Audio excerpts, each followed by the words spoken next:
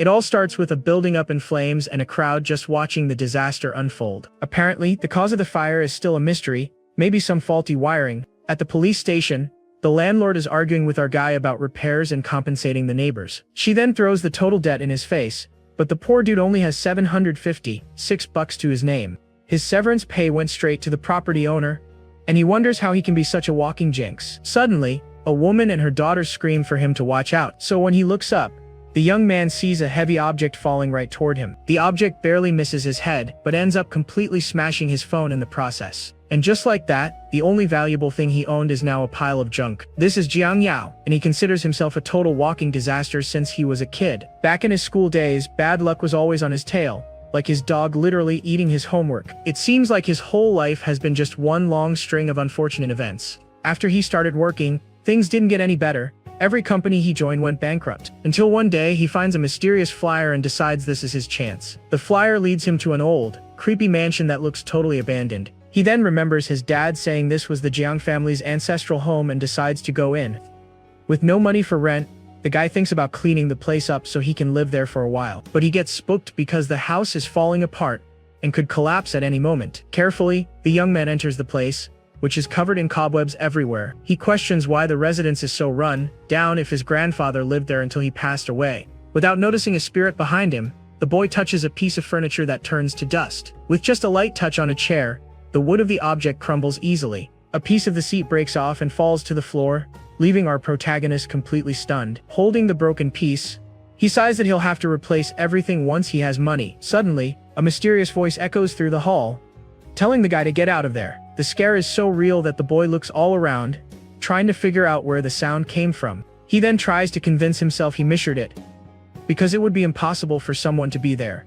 At that moment, the ghost of a woman appears right in front of him with a furious look on her face. The specter then attacks him with supernatural force, sending the poor guy flying. While the ghost screams for him to leave, the guy runs for his life, yelling that he saw a ghost. Running desperately, he can hardly believe that ghosts are actually real. Meanwhile, the apparition continues to chase him, floating down the mansion's hallway. He notices that the ghost doesn't teleport or actually try to block his path. The only thing the specter does is scream repeatedly for him to leave the mansion. The guy complains that his dad never mentioned the ancestral home was this huge. With the furious spirit on his heels, he decides to just run anywhere without a plan. But after a while, the young man gets tired and realizes he needs to find a hiding spot. He stops in front of a closed door, and the apparition stares at him in surprise. Immediately, the ghost woman gets livid and screams again for the intruder to get out. The boy realizes the room must be special, and that there's something important inside. Entering the room, he sees only an old wardrobe positioned in the center of the place. He then stares at the furniture suspiciously and wonders if the secret is inside it. Without a second thought, the guy runs to open the wardrobe while the spirit tries to stop him. As he touches the wood, a bright light explodes from within and throws the apparition back. Suddenly, a screen with the message, "Game Start," appears in front of everyone. The young man wakes up on the floor, a bit dizzy, with no clue what just happened. All of a sudden, he finds himself outside of school and wonders where he is. Then a system message congratulates him for entering the game and tells him to find an exit. Confused, the guy asks who's talking and what kind of crazy game this is. In that instant, a hand grabs his shirt forcefully, and he asks if the person has lost their mind. It was the ghost from before, but now with a human appearance, and she scolds him for messing with her stuff. The boy looks her over and thinks that this so-called ghost isn't actually that scary. The girl gets furious and yells that he's the ghost, him, and his entire family. She then introduces herself as the guardian spirit of the Jiang family. The guy then questions why she doesn't protect him, since he's also a Jiang. She replies that she doesn't protect just anyone without the family relic and that he's not special.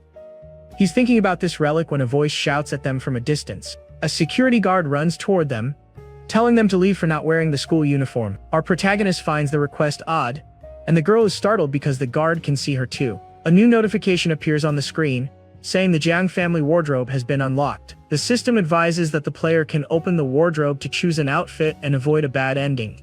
With that, he finally understands that the wardrobe is like a game item. Seeing the guard approaching, the guy decides it can't hurt to take a look. Then, with a voice command, he asks for the wardrobe to open in front of him. Immediately, the wardrobe magically appears, revealing two shiny school uniforms. But upon closer inspection, he questions the item's logic, as the outfits appear to be for girls. The guard approaches furiously, and yells that they have to leave if they're not wearing the school uniform. The guy then hands one of the outfits to the ghost girl, not knowing what to do next. In the blink of an eye, the ghost gets dressed and runs over to greet the guard, all excited. But the security guard stops her in her tracks, leaving the young woman very confused. Seeing this, our protagonist panics because his brilliant idea doesn't seem to have worked. However, the man recognizes her as a student and tells her not to be late for the evening study session. The boy is surprised to see that the uniform actually worked, and that the girl managed to get by. He then looks at the other outfit in his hands, and understands that he'll have to wear it too. Meanwhile, the guard starts looking for the other intruder, shouting that he's going to find him. With little choice, the poor guy puts on the female uniform and stands there, completely embarrassed. The guard then shines his flashlight on him and stares with a very suspicious expression. Suddenly, his expression changes, and a malicious aura surrounds him as he yells that boys are forbidden here. The guy is terrified by the scene and realizes things didn't go as he planned. At that moment, a hand pulls him back, and he wonders what's happening now. But it was the ghost girl, who started putting ribbons in his hair to complete the disguise.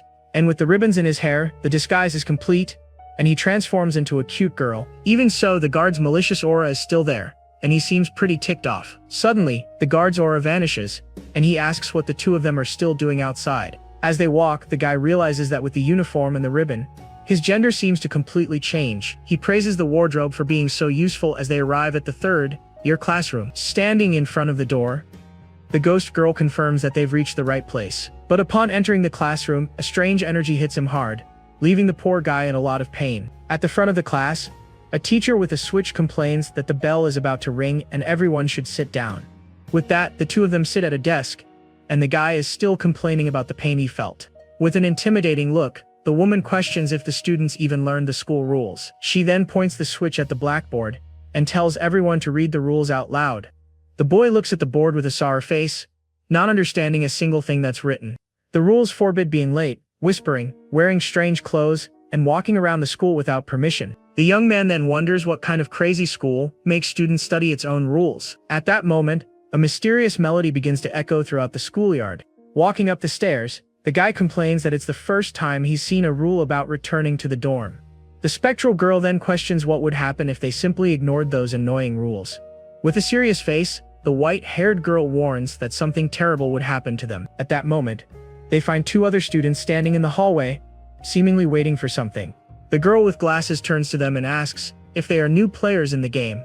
Our protagonist confirms it, and the student invites them into a room, asking them to close the door. Once in the room, she reveals that besides them, the dorm next door also has a group of players. The boy wonders how they know so much and asks how many days they've been trapped there. The group's leader replies that they've been there for 5 days, or maybe just 1 day, to be more precise. Confused, the spectral girl asks what that crazy answer really means. Then the pink-haired girl explains that they are stuck reliving May 30th over and over. The young spectral girl is surprised, as she thought the other girl was mute and couldn't speak. Immediately, the other student scolds them, as whispering is forbidden inside the dorm. Suddenly, a monitor enters the room and announces that the dorm inspection is about to begin. She then points at the guy and accuses him of being too flashy, telling him to take the ribbon out of his hair. The boy turns bright red, and thinks it's not like he doesn't want to remove the ribbon. The poor guy panics because if he takes off the hair clip, he'll turn back into a guy.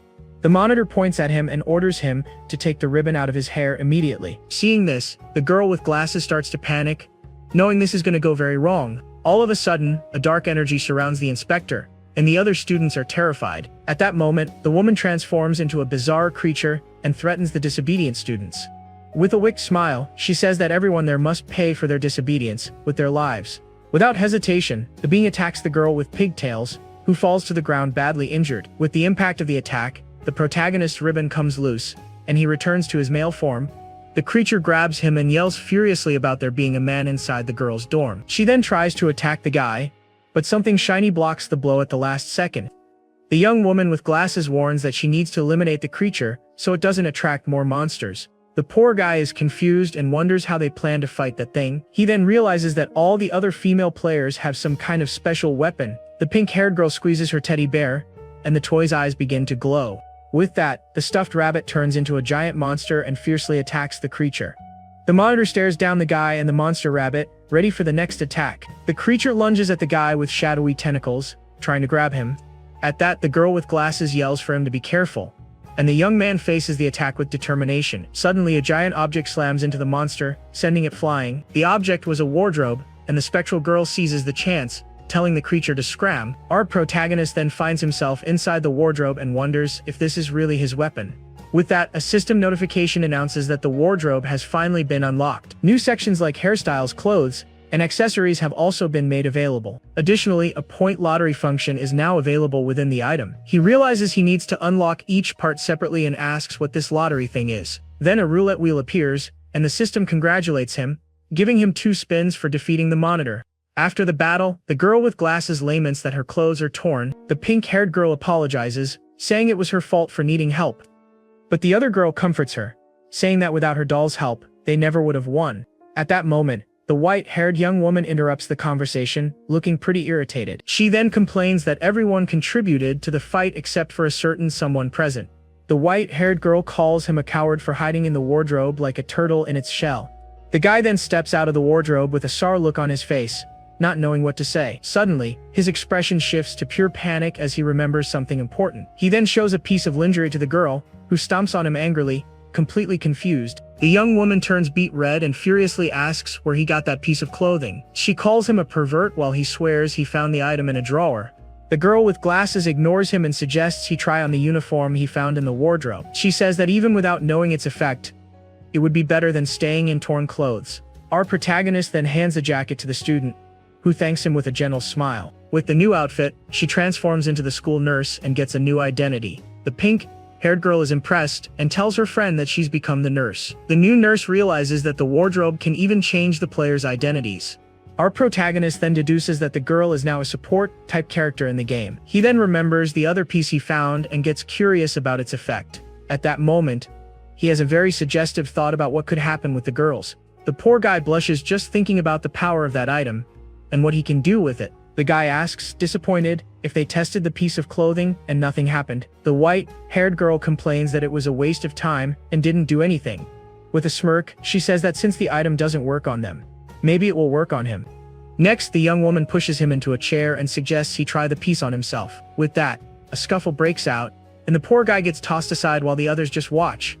The nurse then explains that she tested the outfit, and can now leave the room without being discovered. She then reveals she's going to use this chance to investigate the school during the night. The pink-haired girl blushes and asks to go along with her friend on the investigation. The nurse hugs her and asks if she's not scared, but the young girl is only worried about her friend. Suddenly, the two of them start arguing and pushing each other right near the room's door. Just then, the door opens, and they end up falling on top of an unknown girl on the floor. The spectral girl then mocks the fallen girl and calls her useless, not caring about the situation. A system notification reveals that the girl is the student council president. The nurse is surprised and realizes that the new character is also someone important. The president then gets up and says that now she too can walk freely around the school. With that, the nurse decides to go with the pink-haired girl while the others form a pair. So the white-haired girl and the president team up to explore the other side of the school. And as night falls, they hope they can find some important clue about the game. As they walk down the hall, several students greet the president with great excitement. The council leader then says the spectral girl broke the rules and needs to have a private talk. At that, the other students get annoyed with the white-haired girl for causing trouble for the president. Next, a crowd surrounds the council leader, offering her candy and asking why she disappeared. The spectral girl wonders if the president is some kind of celebrity for being so popular among the students. But the dark-haired girl declines the snacks and says she has something important to deal with now. All the students praise her for being so dedicated and let her go without any issue. After saying goodbye to their fans, the investigating duo finally manages to go on their way. The president thinks that the teacher's assignments might be a way to uncover the school's secrets. Arriving at the council room, the leader tells the ghost to go inside alone to investigate the place. The spectral girl then says she's going to look elsewhere and taunts her colleague with a smirk. As the girl walks away, the president tells her to be careful, sounding a little concerned.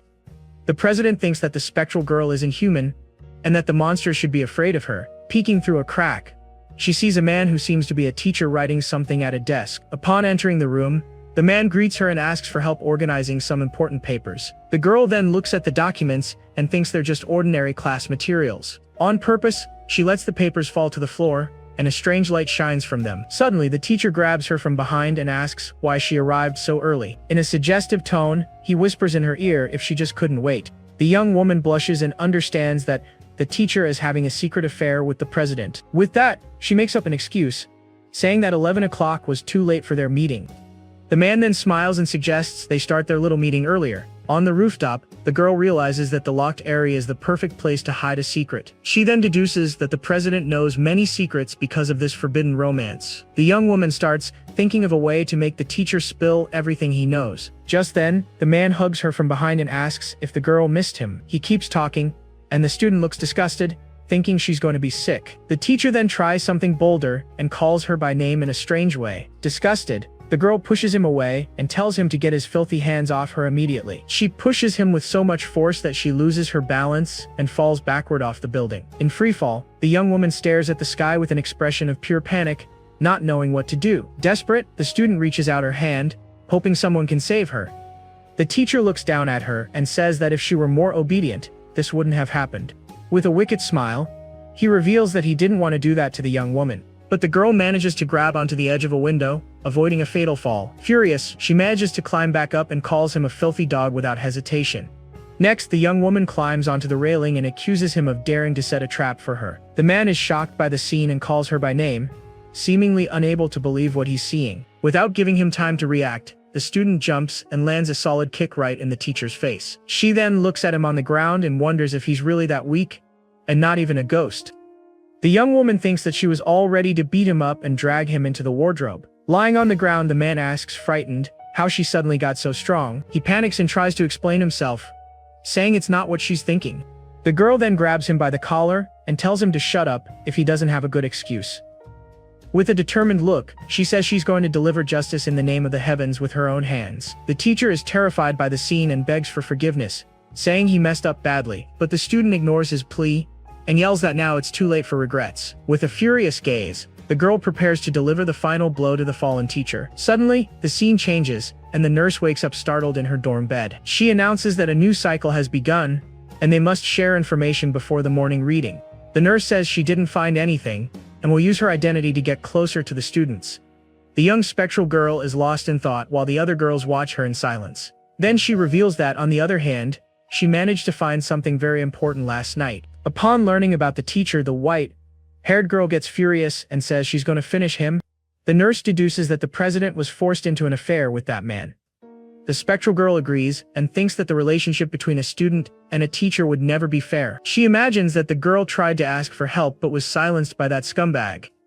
With her hands itching for a fight, the young woman says she's going to find the teacher to beat him up again.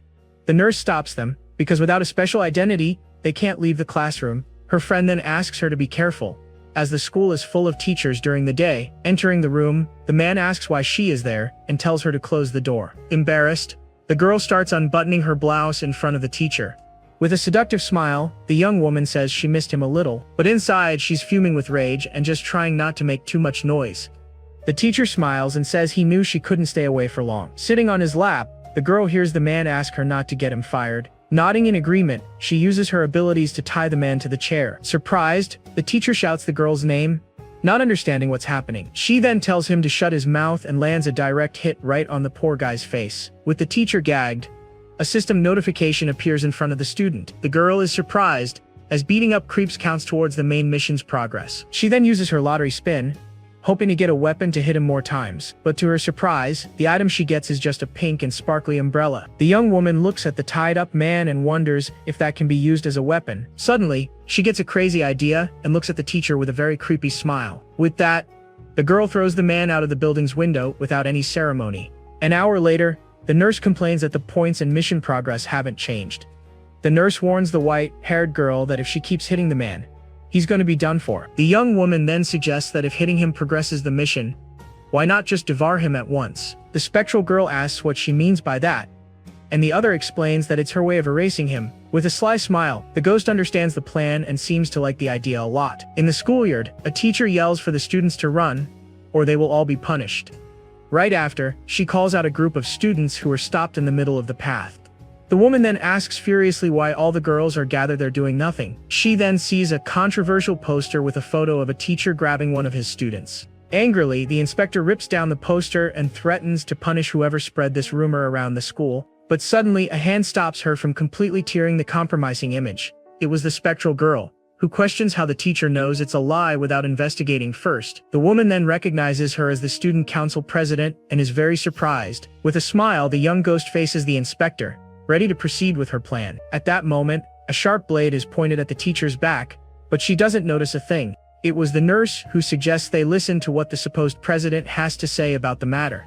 The spectral girl then turns to the crowd and announces she is going to report Professor Lin Habai. She yells that the man is a scumbag and forced her to have an affair with him against her will. The other students are shocked and start gossiping about the predatory professor. And with that, the plan works and the main mission progresses to 50% complete. A system notification congratulates her for activating a mission that will grant extra rewards. The spectral girl smiles and thinks that social ruin is the worst punishment for a hypocrite like the professor. But she becomes thoughtful, as the mission was only activated and not completed, so it's not enough. Just then, the teacher grabs her and asks why she didn't tell her about such a serious matter. The woman then promises to stand by her side and invites her to the principal's office to demand an explanation. As they walk, the ghost girl looks back, and the nurse just watches from a distance. With that, the two finally arrive at the door of the school principal's office. Standing in front of the door, the teacher smiles confidently while the young woman seems very determined. Suddenly, the door opens, and the girl is thrown into a dark room,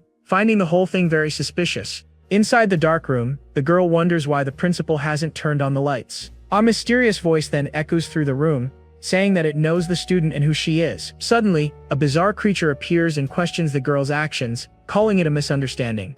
The student is shocked and thinks that the most monstrous thing in the world has just appeared. The monster principal then tells her not to cause trouble and talks about the girl's bright future.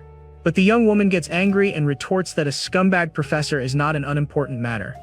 The creature stares at the girl and says that it seems she won't let the matter drop. With that, the principal gets annoyed and says she will personally discipline the disobedient student. Dark spirits grab her, and she remembers that other students disappeared after seeing the principal. She then thinks that if no one shows up soon, she'll have to hide inside the wardrobe. Suddenly, a huge explosion occurs, destroying everything around with incredible force. The white-haired girl appears and complains that out of 10 talismans she made, only one worked. She then grabs the other girl and yells for her to run, if she doesn't want to get taken out in that place. With that, the two flee desperately while the creature furiously yells at them not to run. The principal is furious and wonders how students like them can exist in her school. Immediately, several dark spirits appear and are ordered to capture the student who escaped. The young white-haired woman worries, knowing her friends won't be able to hold off so many ghosts. With that, the duo decides to go up the stairs to try and find a safe place to hide. On the floor below, the teacher and the man are surrounded by monsters, while the woman calls her reckless.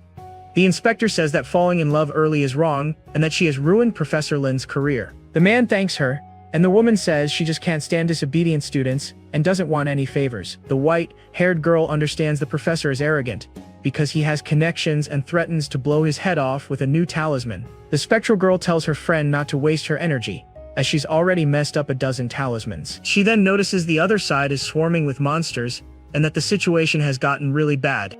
The young woman thinks that if she admits guilt, they will take her, but her friends might survive. But she refuses to give in and questions why the president should admit guilt for something. The girl decides that the one who should be ruined is the professor, and so she will draw their attention. With a smile, she shows new photos, and says she has something much more interesting than the poster. With that, the spirits surround her, and the spectral girl yells for her white-haired friend to run. Suddenly, a bright light surrounds her, and she wonders what that thing that appeared in her hand is. The light reveals itself to be the real student council president, floating in the air. The white-haired young woman is stunned and realizes that this is the real Lu Xiaoyu. Just then, her friend warns her to be careful, as the dark spirits are attacking. But the real president just snaps her fingers with a very calm look. With just a voice command, all the dark spirits dissolve into smoke. The white-haired girl is amazed and thinks that the president's grudge is incredibly strong. Then her friend yells for the spectral girl to run, as the president is the most powerful ghost there. The president offers the other girl a snack and asks if she isn't going to listen to her friend. At that, the scene changes and our protagonist appears, saying she is the most powerful ghost. He continues, saying she is the true master of this place and this entire nightmare. The guy explains that all of this is her nightmare, and that the young woman wanted help getting out of it. With a smile, the girl agrees and says the guy is pretty smart for figuring it all out. In a memory, the girl stands on the rooftop wondering why nobody believed her. She questions if it was all really her fault as she stands on the edge of the building, and with no hope left, the young woman is consumed by darkness and her anger at everyone. The president then approaches and says she is going to give the guy a thank you gift. Suddenly, the young woman gives the poor guy a kiss on the cheek, and he turns beet red. The ghost friend is shocked by the scene and covers her eyes, unable to believe what she's seeing. Shortly after, the president thanks everyone and begins to fade away into particles of bright light. The spectral girl tries to hold on to her as the young woman says her nightmare has finally come to an end. At that, the two are teleported, and the girl wonders where the other players are. The system screen then appears, congratulating them for successfully completing the missions in the game. Even so, the guy finds it strange and feels like there's still a lot of unfinished business in that place. Then the system informs him that he has won a thank you gift from Luciayu for his help. The young spectral girl gets jealous and complains that only the protagonist got a special gift. Upon opening the item, he is met with a bunny girl costume and is left completely speechless. His friend then teases him, saying the wardrobe must have noticed he likes wearing feminine clothes. With a smile, the ghost encourages him to try it on, as a gift from the world's master must be very powerful.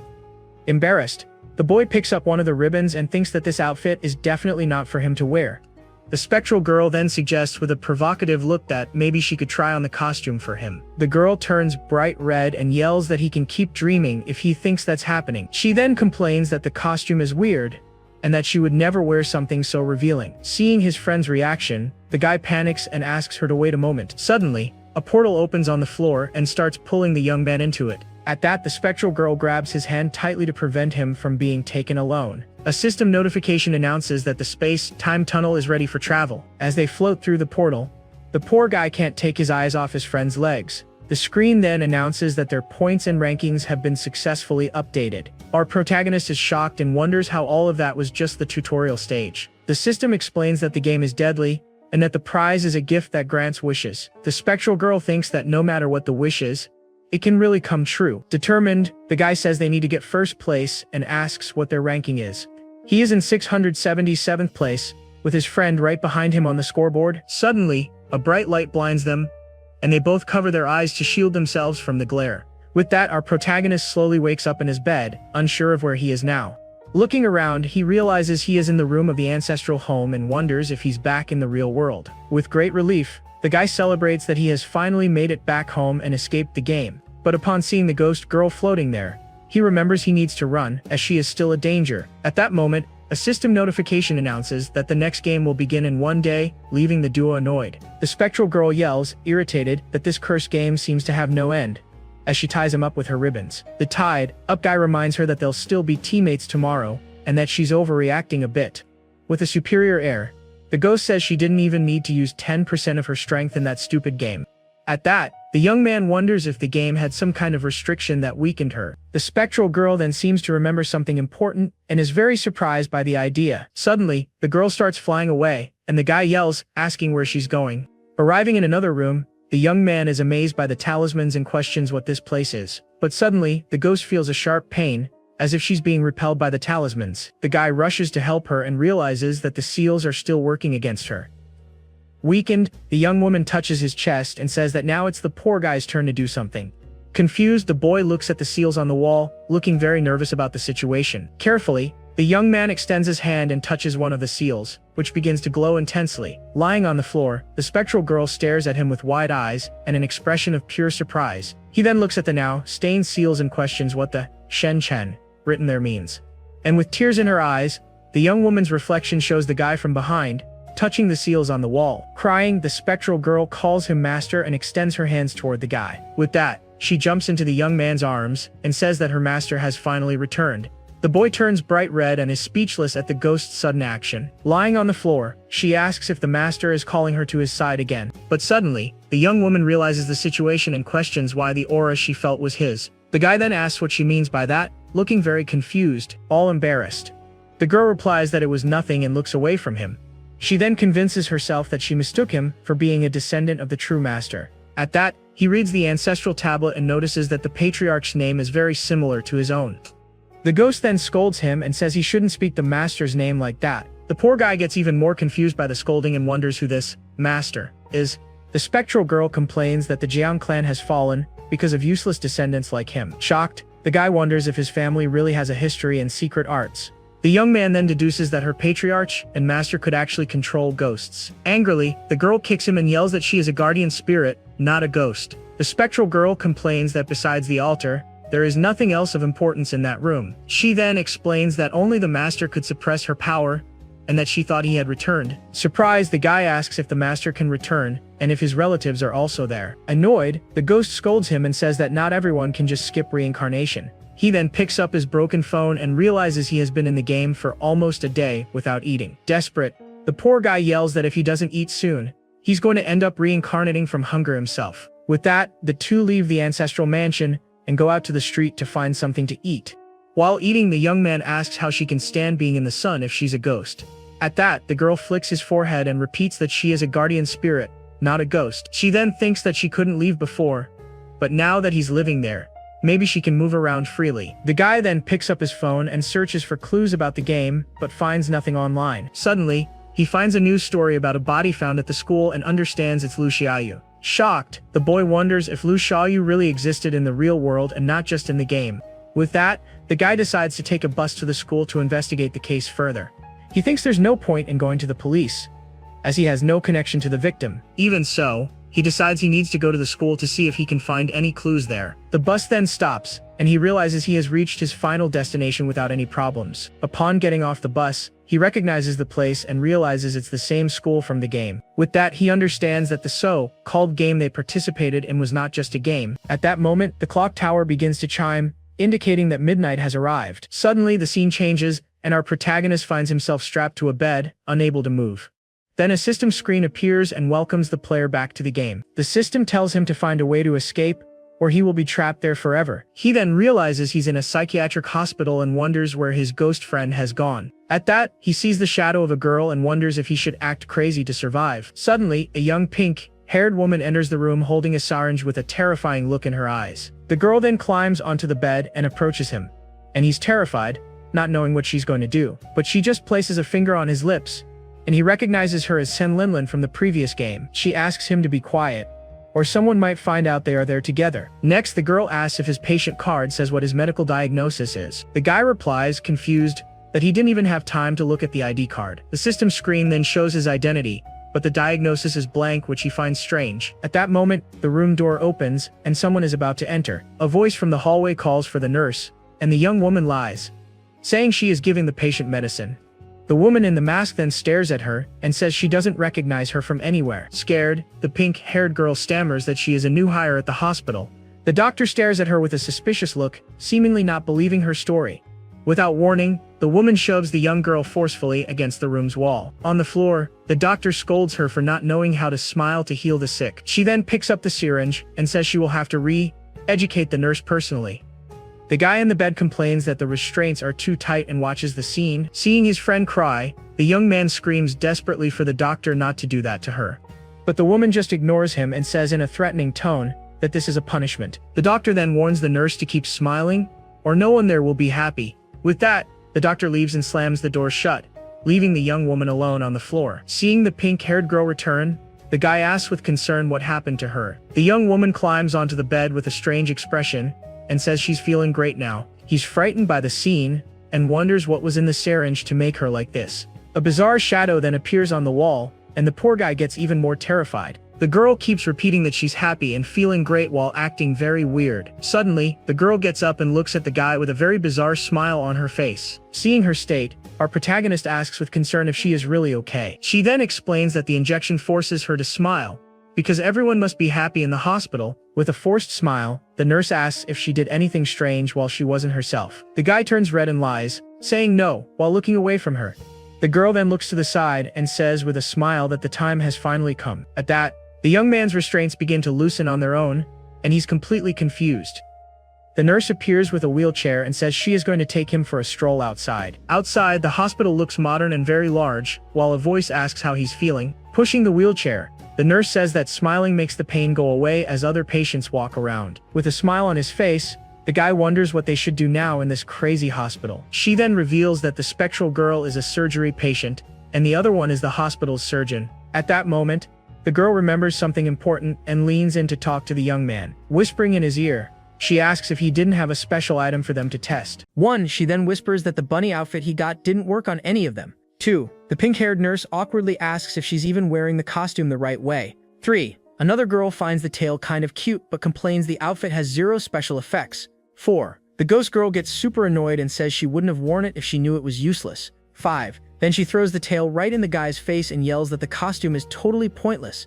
6. The bunny tail bounces dramatically down the dark hospital hallway. 7. The MC peeks through the door and spots the accessory lying on the floor. 8. Suddenly a hand reaches out and picks it up. 9. It's a blonde little girl staring at him with the most serious face ever. 10. Still holding the item, she stays completely silent, just looking straight at him. 11. He wonders why she's not smiling and tells her that bunny tail's actually his.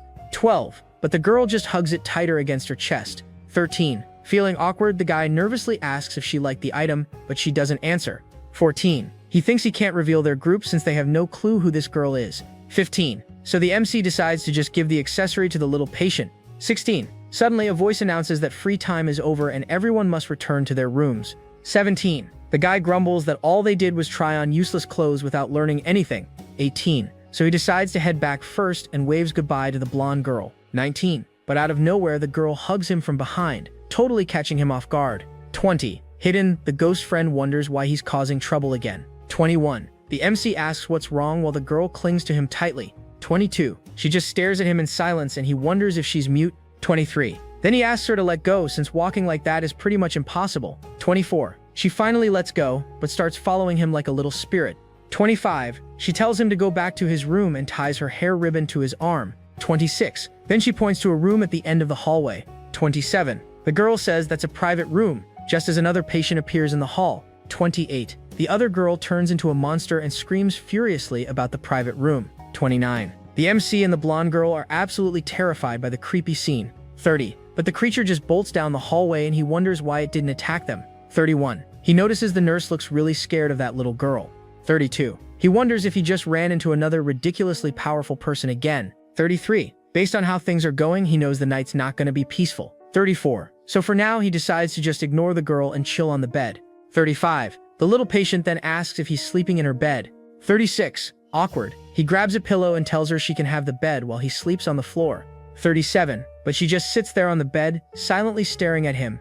38. Then she suddenly lies down next to him and hugs him, confusing the heck out of him. 39. He wonders if she's actually planning to sleep holding onto him like that. 40. Bright red, he worries she might rip his head off while he's sleeping. 41. Seems possible since not even the nurse can handle her. 42. So the MC decides he must stay awake no matter what. 43. But exhaustion wins and he ends up dozing off without realizing it. 44. Suddenly, a dark energy fills the air as a voice whispers that it hurts. 45. The MC wakes up bound by chains and screams in total confusion. 46. He realizes the chains feel alive and are draining something from his body. 47. With heavy eyes, he feels completely powerless. 48. Then the chains begin to shatter into a bunch of fragments. 49. He's baffled as the shadowy pieces dissolve into thin air. 50. Standing in front of him, the blonde girl looks like a totally different person, dead serious and scary. 51. With insane strength, she throws him against the wall, shocking him. 52. The girl furiously asks if he's the chosen one of someone named Momo. 53. He's confused by the name and has no clue who this girl even is. 54. She grabs his collar and calls him trash with a terrifying face. 55. Without hesitation, she tries to punch him and yells for him to go straight to heck. 56. But suddenly, the wardrobe appears out of nowhere, blocking her punch. 57. Panicking, the poor guy runs and begs his game item for help. 58. He figures if he hides inside, he might be safe. 59. But when he tries to shut the door, a mysterious hand stops it. 60. It's the little girl glaring at him through the crack. He can't believe she got in.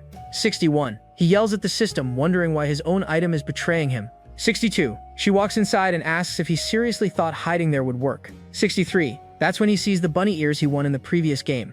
64. The girl gives him a curious look inside the wardrobe. 65. Awkward. He shows her the accessory and asks if she likes it. 66. He then offers it to her, saying she can keep it if she wants. 67. She takes the bunny ears and presses them against her chest with a serious face. 68. Suddenly, her eyes soften and she looks way calmer than before. 69. He's surprised she snapped out of it and wonders what just happened. 70. Then he realizes the bunny costume was meant for her and decides to gift it properly. 71. She hugs the outfit with a flushed, happy face. 72. The MC smiles, realizing she really liked the gift. 73. But out of nowhere, she hugs him again, leaving him stunned. 74. A notification pops up congratulating him for meeting Momo and gaining 20 affection points. 75. The system warns that with high affection, he can use the character but must be careful. 76. Another screen reveals her diagnosis, dissociative identity disorder. 77. He realizes the aggressive version was Momo's second personality. 78. He then asks if she knows her appearance suddenly changed. 79. The girl explains the one who showed up was her big sister.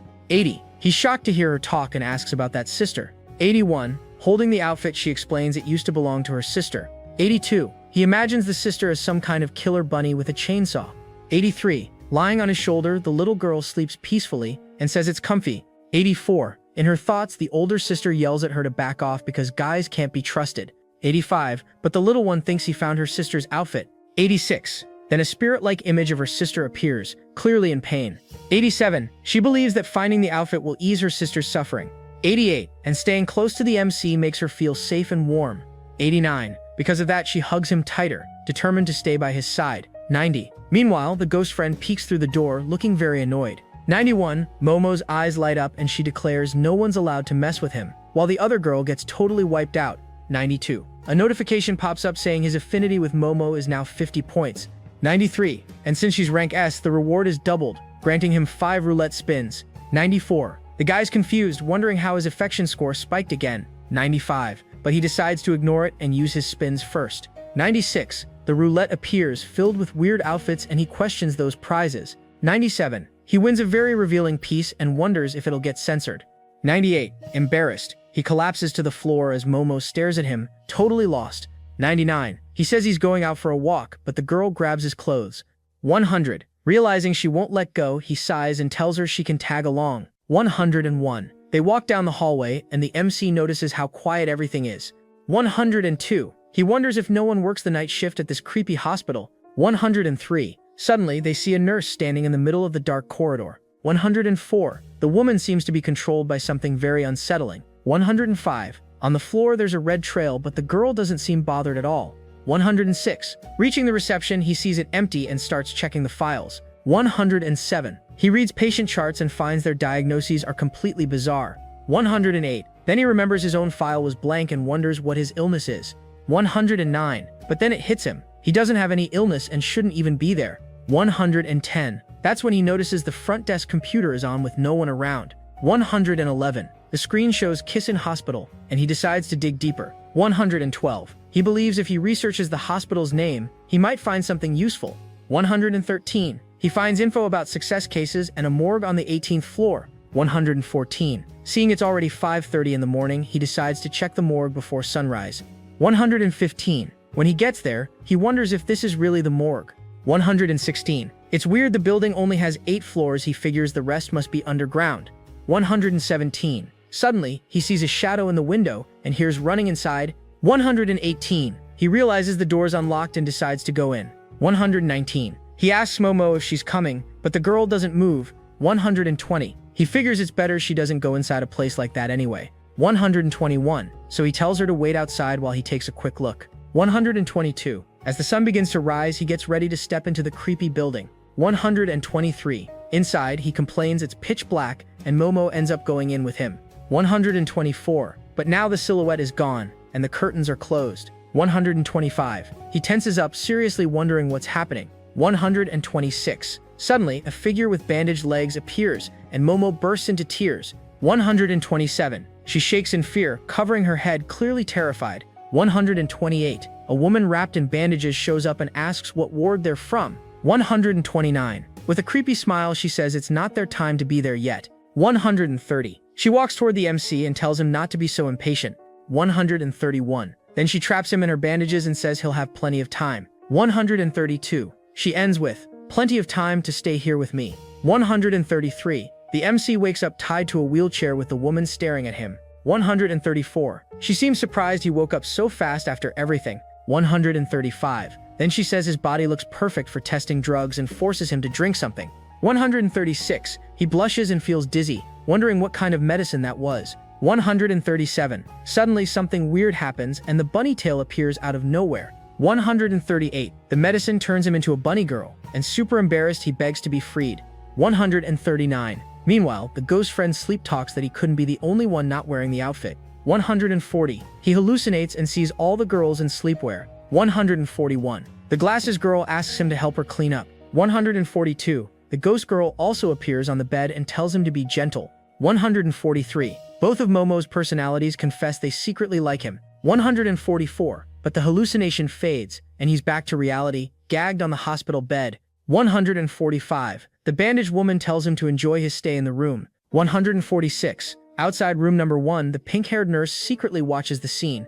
147. She looks worried, wondering why he's taking so much medication. 148. She thinks he can't handle that much for long. 149. So she decides to help and kisses him to pull the medicine out. 150. The nurse blushes like crazy as the effects hit her too.